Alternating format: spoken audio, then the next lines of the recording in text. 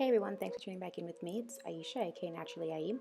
And I know that I posted this exact clip just yesterday, but I'm getting a lot of comments and questions on Facebook about how exactly I achieved these waves. So let's get into it right now.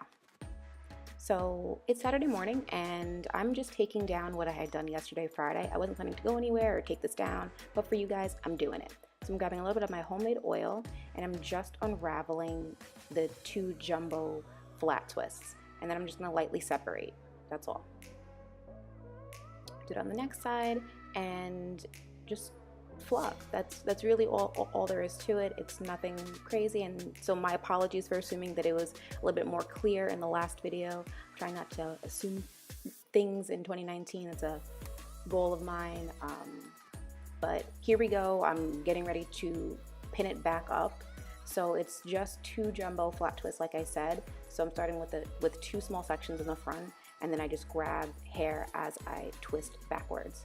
I'm not the greatest twister or the greatest braider, so it's not going to be neat, it's not going to be perfect, but because I didn't go anywhere, the sections are kind of already pre-made for me, and it's a little bit easier for me in that case.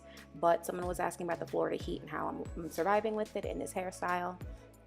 The past 2-3 days it was actually in the 60s, so it was really cool and really, not humid, so I got away with it. But today it'll go back up to like 85, and then it'll be near 90 in the next couple of days, so it's not going to hold out much longer.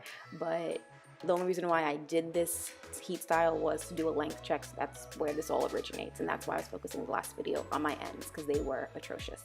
So again, I'm sorry for any confusion. I'm just going to pin up these sides, and until next time guys, stay blessed and unstressed.